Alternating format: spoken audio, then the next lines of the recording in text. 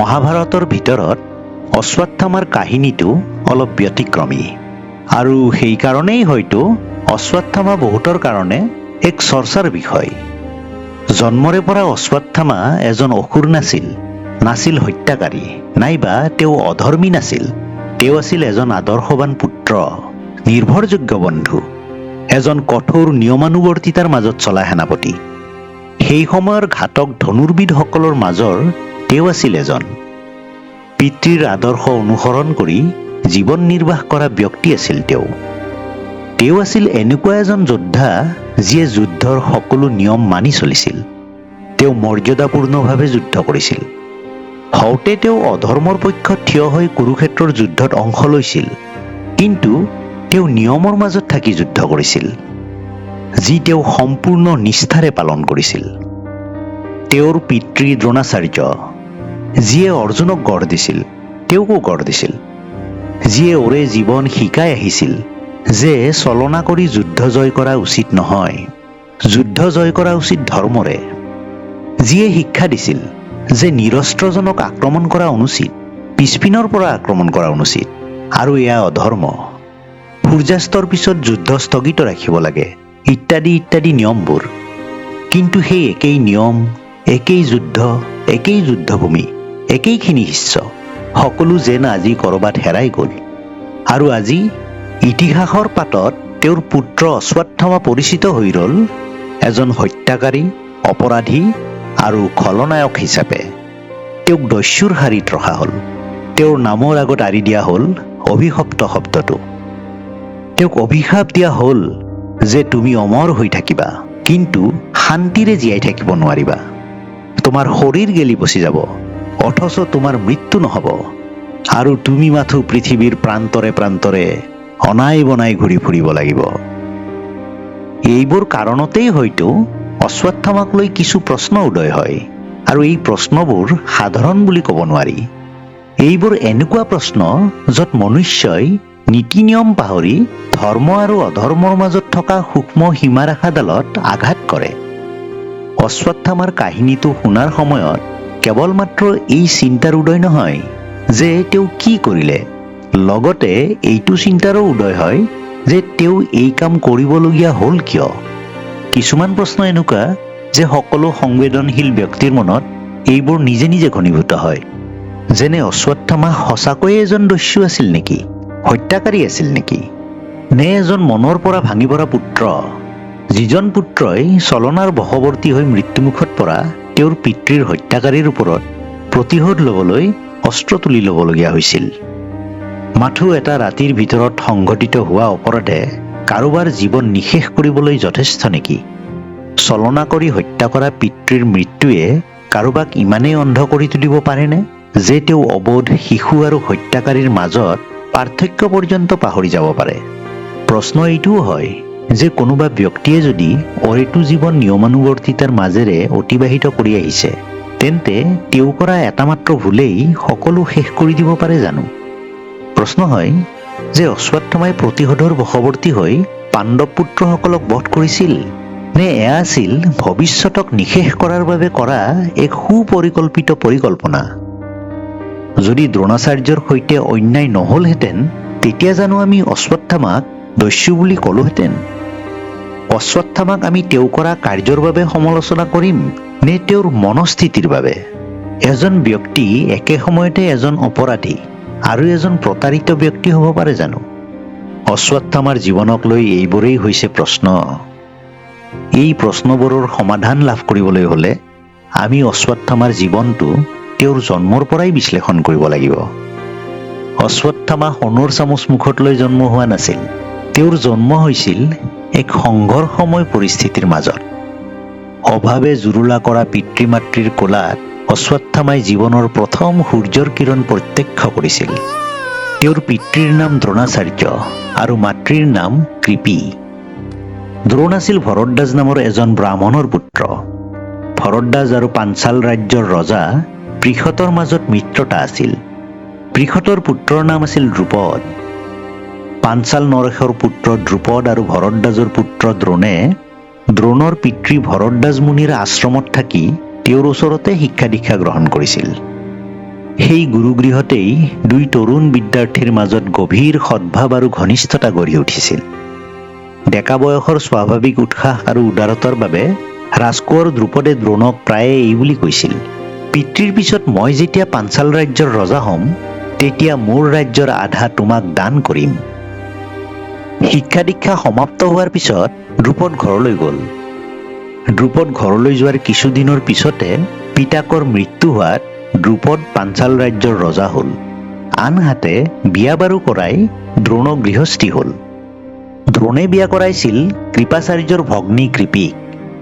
দ্ৰোণ আৰু তেওঁৰ পত্নী কৃপিয়ে সন্তান লাভৰ আশাৰে ভগৱান শিৱৰ ওচৰত তীব্ৰ তপস্যা কৰিছিল। তেওঁলোকে ভগৱান শিৱক প্ৰাৰ্থনা কৰিছিল যাতে তেওঁলোকৰ পুত্ৰ ভগৱান শিৱৰ দৰে ঐশ্বৰিক শক্তিসম্পন্ন হয়। অৱশেষত তেওঁলোকৰ প্ৰাৰ্থনাত সন্তুষ্ট হৈ সদাশিৱে তেওঁলোকৰ মনোকামনা পূৰণ হ'ব বুলি আশীৰ্বাদ দিছিল। ইয়াৰ কিছুদিনৰ পিছতে দ্ৰোণ আৰু কৃপিৰ এক পুত্ৰ সন্তান জন্ম হ'ল। সন্তানটোৱে জন্মতে কপালত এটা ঐশ্বৰিক ৰত্ন লৈ জন্ম লাভ কৰিলে আৰু জন্মৰ সময়ত সন্তানটোৱে ঘোঁৰাৰ দৰে এটি চিঞৰ মাৰিলে। সেই চিঞৰটো আছিল দেৱৰাজ ইন্দ্ৰৰ ঘোঁৰা উচ্চৈঃশ্ৰৱাৰ দৰে হাইলাশ একে।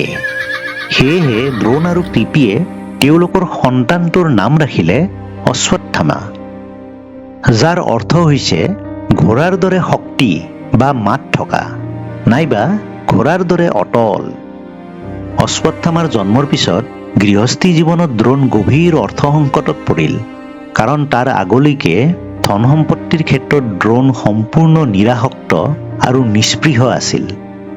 এটা সময়ত পৰিস্থিতি এনেকুৱা হ'ল যে পৰিয়ালটোৰ বাবে এমুঠি অন্ন যোগাৰ কৰাটো দ্ৰোণৰ বাবে বৰ কঠিন হৈ পৰিল। দ্ৰোণে পত্নী আৰু পুত্ৰক অতিপাত ভাল পাইছিল। স্ত্ৰী পুত্ৰৰ ভৰণ পোষণ আৰু কল্যাণৰ বাবে যিকোনো প্ৰকাৰে অৰ্থ উপাৰ্জন কৰাটো তেওঁৰ বাবে অতি আৱশ্যক হৈ পৰিল। এনেতে তেওঁ শুনিবলৈ পালে যে পৰশুৰামে তেওঁৰ সকলো ধন সম্পত্তি ব্ৰাহ্মণক দান কৰি বনবাসী হ'বলৈ ওলাইছে। গতিকে দান বিচাৰি দ্ৰোণ পৰশুৰামৰ ওচৰ পালেগৈ। কিন্তু তেওঁ গৈ পাওঁতে পলম হ'ল। ইতিমধ্যে পৰশুৰামে সমুদায় ধন সম্পত্তি দান দি শেষ কৰিলে। তথাপি পৰশুৰামে দ্ৰোণক বিমুখ নকৰিলে। পৰশুৰাম আছিল সৰ্বশাস্ত্ৰ আৰু অস্ত্ৰবিদ্যা বিশাৰদ। গতিকে তেওঁ জনা সকলো ধৰণৰ শাস্ত্ৰ আৰু অস্ত্ৰবিদ্যা দ্ৰোণক শিকালে।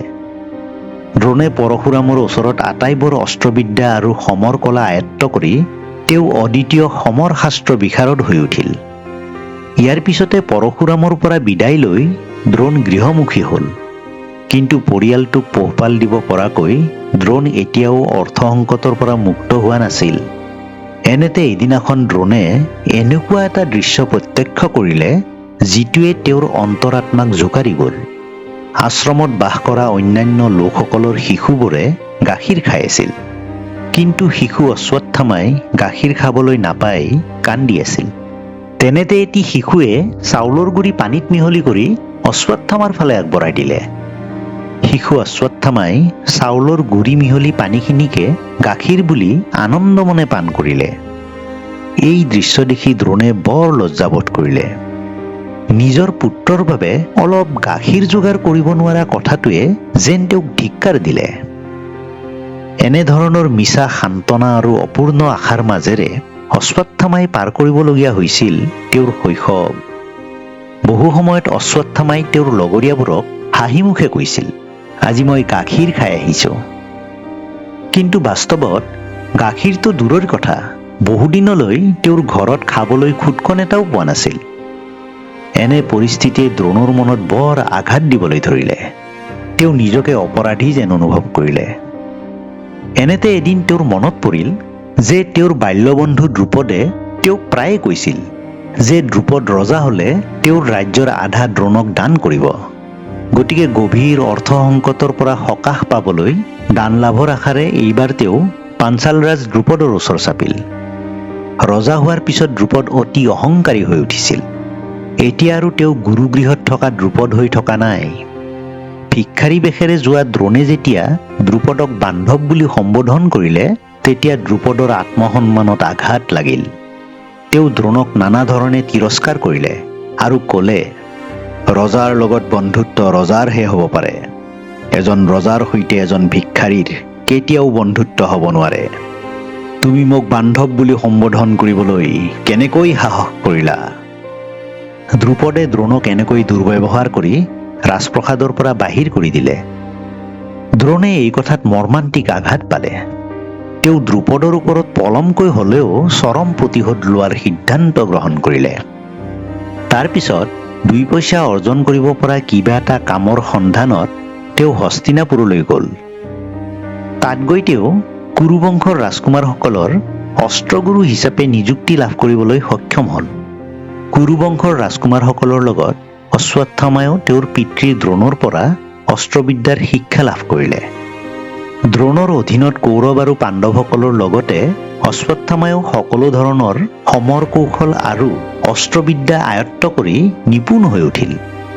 অৰ্জুন, দুৰ্যোধন, ভীম আদি কৰি যোদ্ধাসকল গুৰু দ্ৰোণাচাৰ্যৰে শিষ্য আছিল। যেতিয়া গুৰুদক্ষিণাৰ সময় আহিল, তেতিয়া দ্ৰোণাচাৰ্যৰ আদেশ অনুসৰি পাণ্ডৱসকলে পাঞ্চাল ৰাজ দ্ৰুপদক পৰাজিত কৰি তেওঁৰ লগতে আন পাত্ৰমন্ত্ৰীকো বন্দী কৰি গুৰুদক্ষিণা হিচাপে গুৰু দ্ৰোণাচাৰ্যৰ সন্মুখত থিয় কৰালেহি। তেতিয়া মুখত মিচিকিয়া হাঁহি মাৰি দ্ৰোণাচাৰ্যই দ্ৰুপদক ক'লে, হে মহাৰাজ, এদিন তুমিয়েই মোক কৈছিলা যে ৰজাৰহে ৰজাৰ লগত বন্ধুত্ব হ'ব পাৰে। এজন ৰজাই এজন ভিক্ষাৰীৰ সৈতে বন্ধুত্ব গঢ়াটো সম্ভৱ নহয়। এতিয়া মই তোমাৰ ৰাজ্য জয় কৰিলো, গতিকে পাঞ্চাল ৰাজ্যৰ বৰ্তমান ৰজা মই। তথাপি তুমি পাহৰি যোৱাৰ দৰে তোমাৰ আৰু মোৰ শৈশৱৰ বন্ধুত্বৰ কথা মই পাহৰি যোৱা নাই। সেয়েহে পাঞ্চাল ৰাজ্যৰ আধা অংশ মই তোমাক দান কৰিলো। এতিয়া আমি দুয়ো সমান সমান, দুই পৃথক ভূখণ্ডৰ অধিপতি। এতিয়া নিশ্চয় আমাৰ মাজত বন্ধুত্ব স্থাপিত হোৱাত কোনো বাধা নাই, নে কি কোৱা? এই কথা কৈ দ্ৰোণাচাৰ্যই দ্ৰুপদক মুকলি কৰি দি সসন্মানেৰে বিদায় দিলে আৰু তেওঁৰ ৰাজ্যৰ আধা তেওঁক উভতাই দিলে আৰু আধা অংশ নিজ পুত্ৰ অশ্বত্থামাক গতাই দিলে। আৰু এইদৰে অশ্বত্থামা হৈ পৰিল উত্তৰ পাঞ্চাল ৰাজ্যৰ ৰজা। দ্ৰোণৰ পৰিয়ালৰ দৰিদ্ৰতা দূৰ হ'ল। দ্ৰুপদ ৰজাৰ অহংকাৰ দ্ৰোণাচাৰ্যই নাইকিয়া কৰিলে ঠিকেই, কিন্তু প্ৰতিহিংসাই বিদ্বেষৰ জুই নুমাব নোৱাৰে। দ্ৰোণৰ ব্যৱহাৰত দ্ৰুপদ মৰ্মাহত হ'ল। দ্ৰোণৰ ওপৰত প্ৰতিশোধ লোৱাটোৱেই তেওঁৰ একমাত্ৰ উদ্দেশ্য হৈ পৰিল।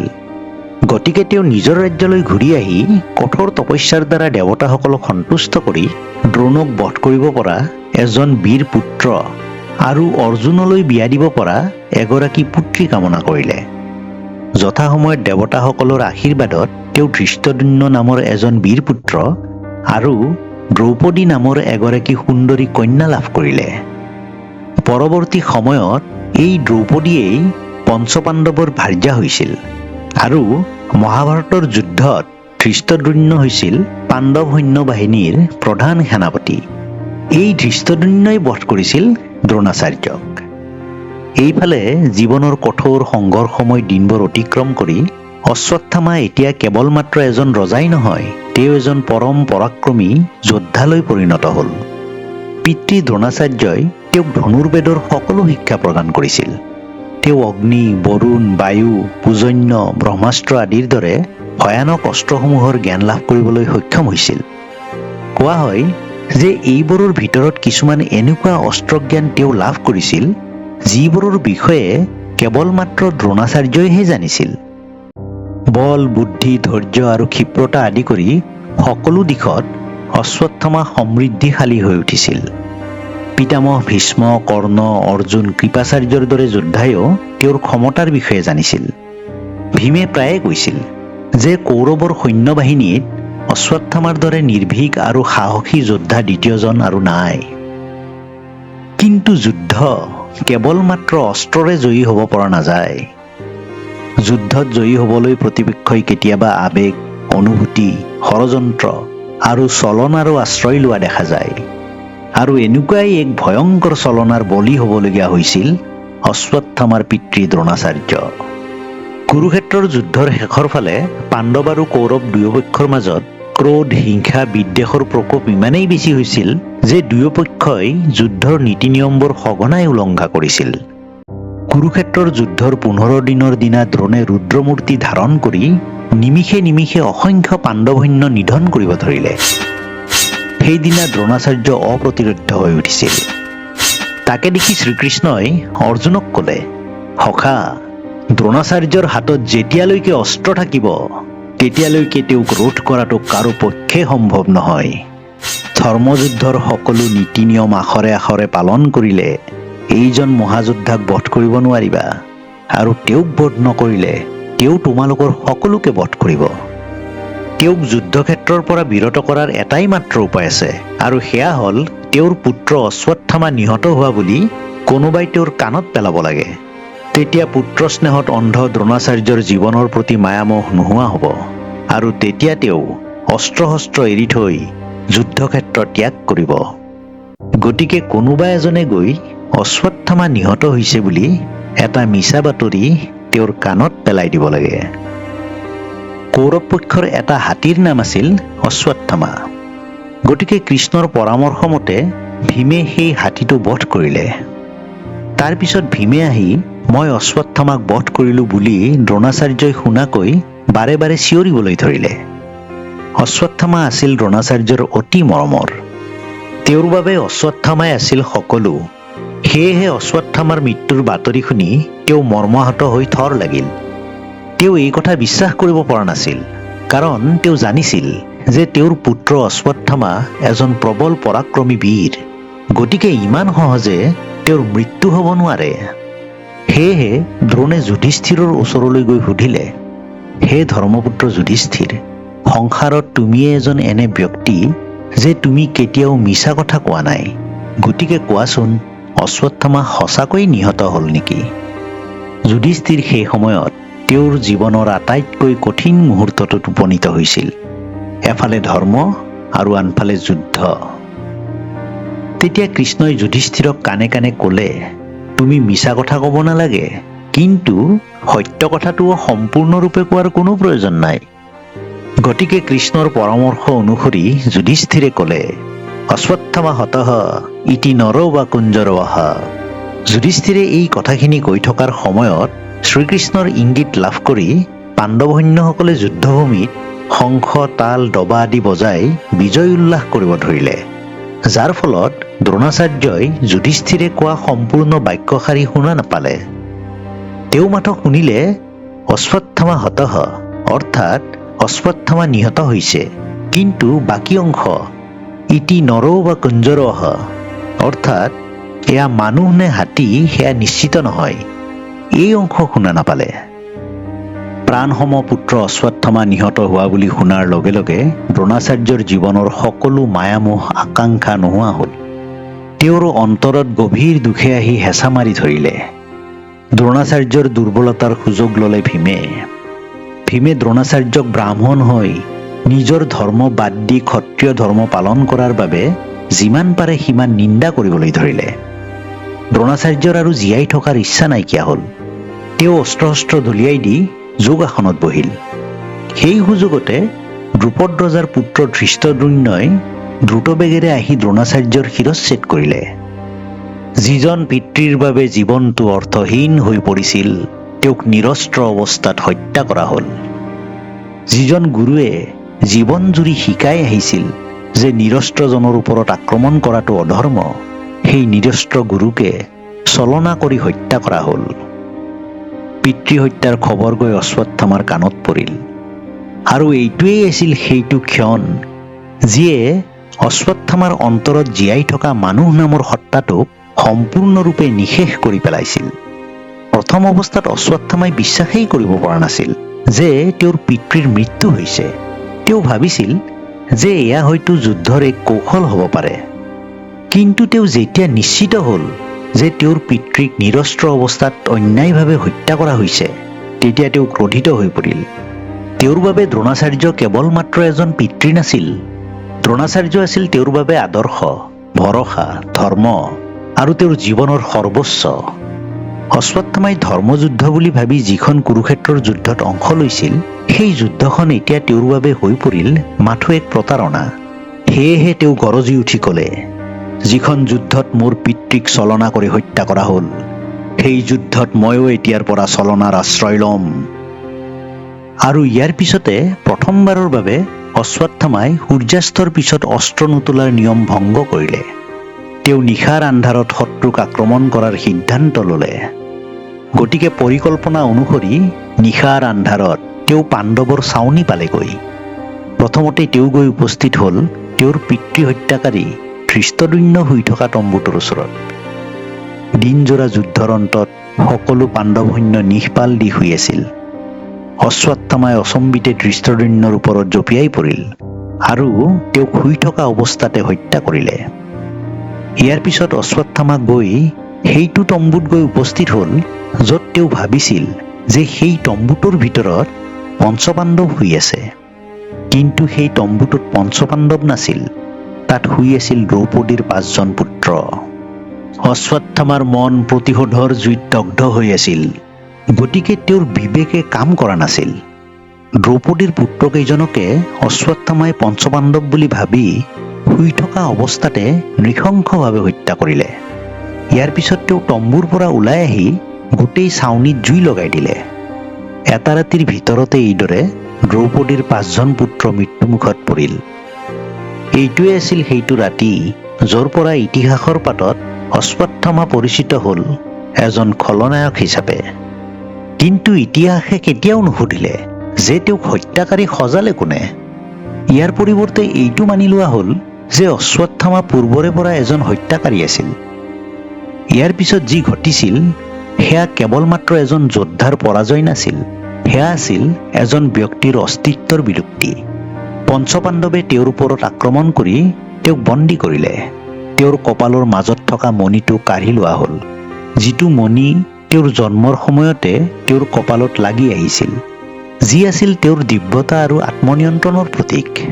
ইয়াৰ পিছত কৃষ্ণই অশ্বত্থামাক অভিশাপ দি ক'লে, শিশু হত্যা কৰি তুমি মহাপাপ কৰিলা, গতিকে তোমাক এনেকুৱা এক অমৰত্বৰ অভিশাপ দিলো যে তুমি অমৰ হৈ থাকিবা, কিন্তু শান্তিৰে জীয়াই থাকিব নোৱাৰিবা।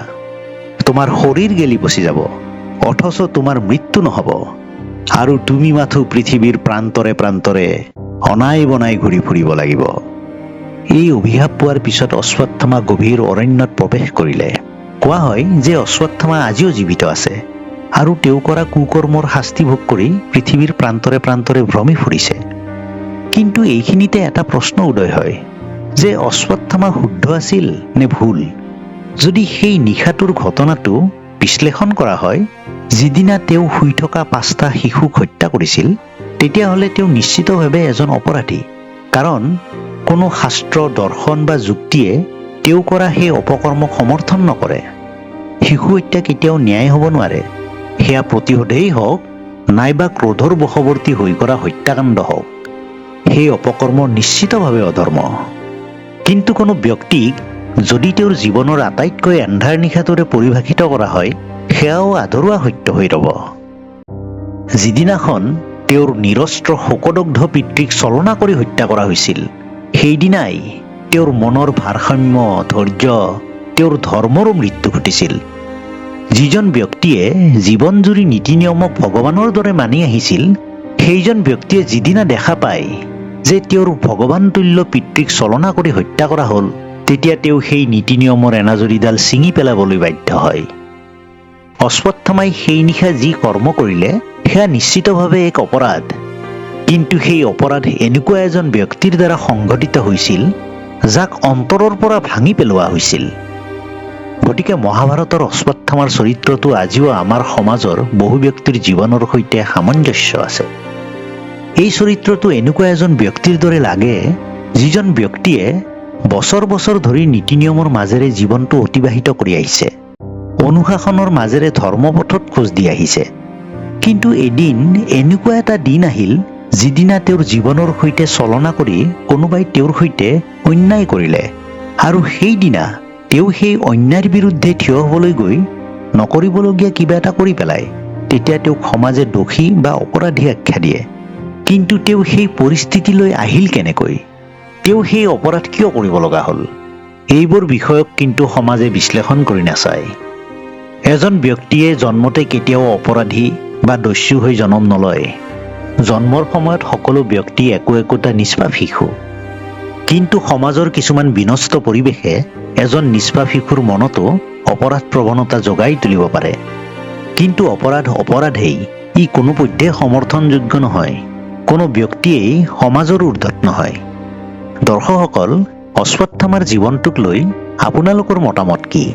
ভিডিঅ'টোৰ কমেণ্ট বক্সত কমেণ্ট কৰি জনাবলৈ নাপাহৰিব। আজিৰ এই ভিডিঅ'টো যদি আপোনালোকৰ চাই ভাল লাগিল, অনুগ্ৰহ কৰি লাইক বাটনটো প্ৰেছ কৰি দিব। আৰু এতিয়ালৈকে যদি মোৰ এই চেনেলটো ছাবস্ক্ৰাইব কৰা নাই, অনুগ্ৰহ কৰি চেনেলটো ছাবস্ক্ৰাইব কৰি ল'ব আৰু ওচৰতে থকা বেল আইকনটো প্ৰেছ কৰি ৰাখি দিব। তেতিয়াহ'লে আগলৈ আহিবলগীয়া এনেকুৱা ধৰণৰ ভিডিঅ'সমূহৰ আপডেট আপোনালোকে পাই থাকিব। গতিকে দৰ্শকসকল, আজিৰ ভিডিঅ'টো এইখিনিতে শেষ কৰিছোঁ। ধন্যবাদ।